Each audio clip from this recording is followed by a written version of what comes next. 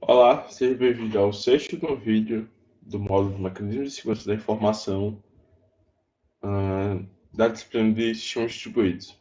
Hoje a gente vai falar um pouco sobre certificados digitais. Esses são os tópicos que a gente vai discutir hoje. Bem, para começar, vamos explicar o que é um certificado digital.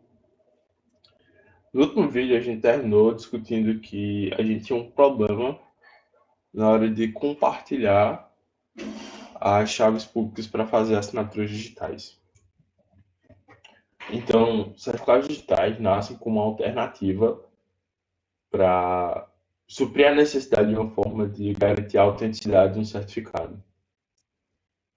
Como a gente pode ver aqui, a estrutura de um certificado digital. Então, a ideia é que, a grosso modo, a gente vai ter uma chave pública com uma série de metadados, como, por exemplo, o nome da entidade que detém aquele certificado, o endereço dela na rede, o e-mail para contato, a localização daquele certificado. Então, a gente tem uma série de metadados junto desse certificado. E para garantir a confiança do mecanismo, o que a gente tem aqui, a gente pega todos esses dados, metadados, a chave pública, a gente gera um hash disso, e esse hash ele é assinado por outro certificado, né, por outra entidade, que a gente chama ela de Certification Authority. São entidades ou certificados que servem exclusivamente para dar confiabilidade de outro certificado. Porque se você confia naquela entidade que assinou o certificado, então você pode confiar nesse certificado porque a outra entidade disse que esse certificado é um certificado autêntico.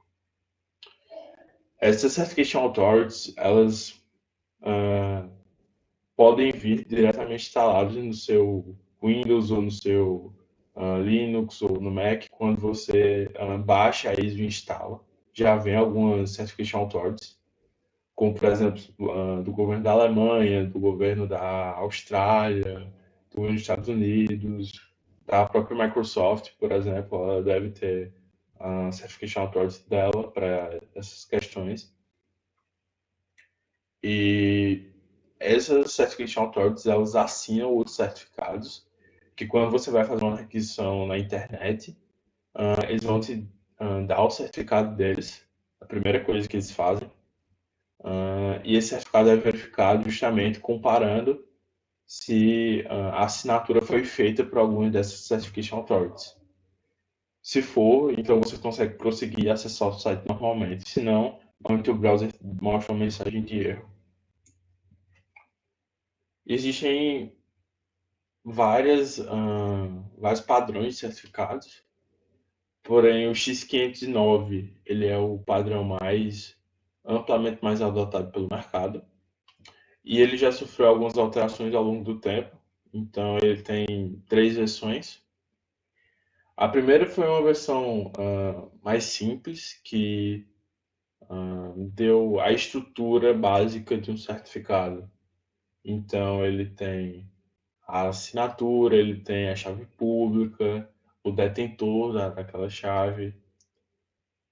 A versão 2 adicionou alguns campos opcionais. E por fim, na terceira versão, adicionou o que a gente chama de extensões.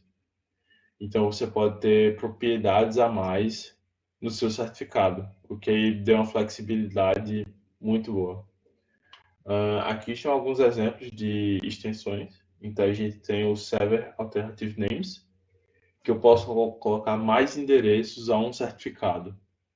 Então, se nos certificados comuns a gente só pode colocar um endereço no Common Name, que é o campo destinado ao endereço de rede de um certificado, no Server Alternative Names, a gente pode colocar mais IPs, mais DNS que apontam para servidores da mesma entidade. Nós também temos Name Constraints, que delimita o escopo que um certificado pode assinar outro certificado.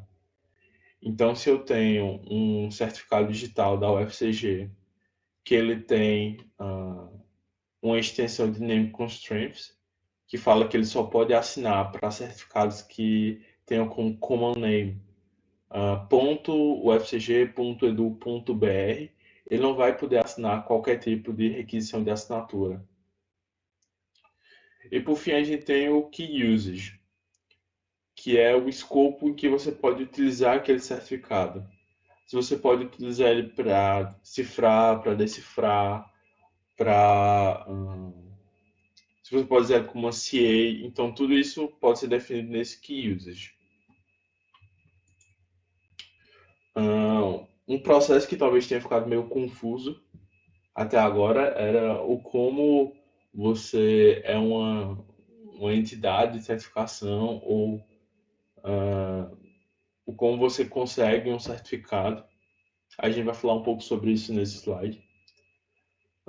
Primeiro, vamos imaginar que a gente é uma empresa que a gente quer se lançar à internet e para essa empresa gerar o nosso certificado digital, para que nossos usuários possam acessar o nosso site.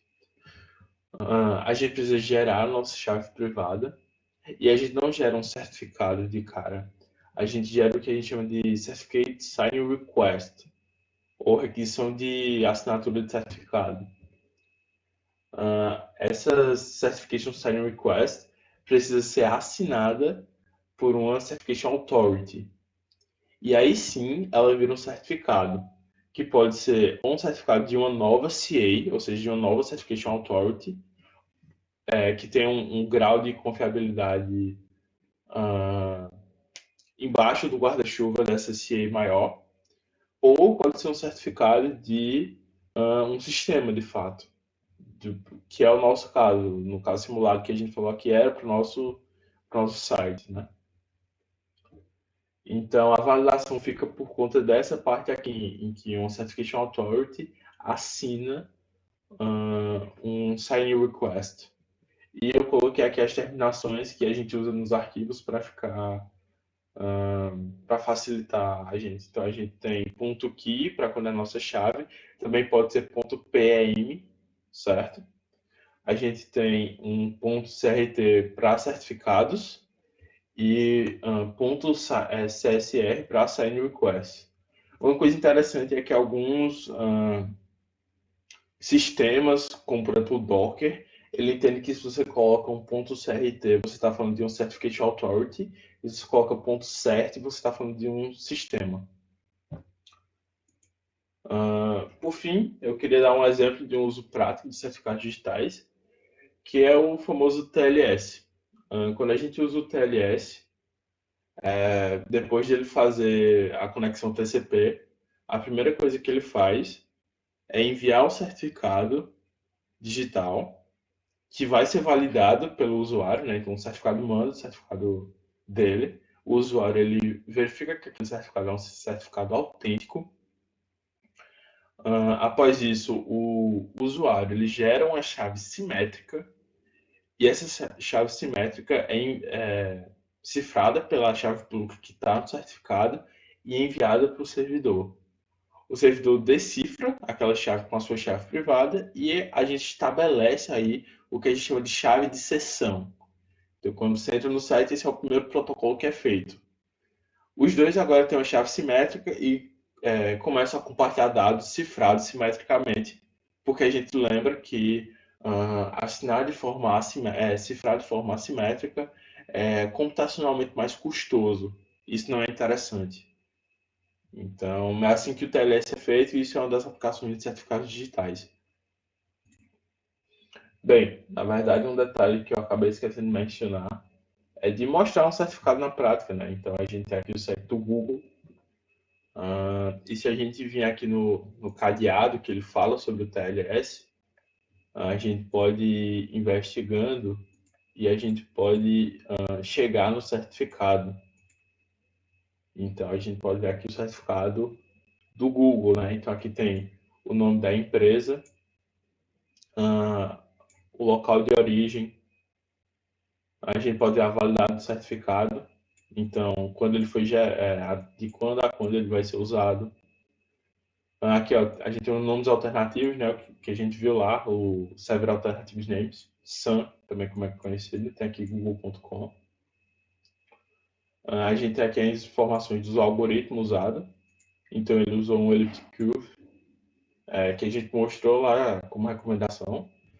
Tem o RSA, que é o mais usado, tem o elliptic curves. O Google optou pelo elliptic curves. A gente tem o algoritmo de assinatura, então o SHA-265, com RSA, então ele usa os padrões que o NIST recomenda. Ele usa, aqui a gente tem o padrão PAM, como foi falado no vídeo, naquela parte de falar de terminações, as extensões que podem ser usadas pelos arquivos. E a gente tem aqui outras informações. Então esse é o certificado digital do site google.com, por exemplo. Se a gente entrar no do YouTube, a gente vai ter umas questões diferentes. Isso daqui é, por exemplo, a CA que foi usada. Se a gente vê aqui, a gente tem uma cadeia, né? Uma coisa meio que linkada. Então, o Google foi assinado por esse GTS, que foi assinado por esse GTS Root, que foi usado por esse, que foi assinado por esse Global Sign Root. Como a gente pode ver aqui imagino que isso aqui, BSG Bélgica, e que a gente tem as informações desse certificado dessa CA. A gente tem aqui o escopo de uso, né? Então, Certificate Signing, CRL Signing. No do Google, a gente pode ver que... vamos tentar encontrar aqui o objetivo. Aqui, ó. O uso da chave é apenas para assinatura digital. E é isso pelo vídeo de hoje. Muito obrigado por assistir.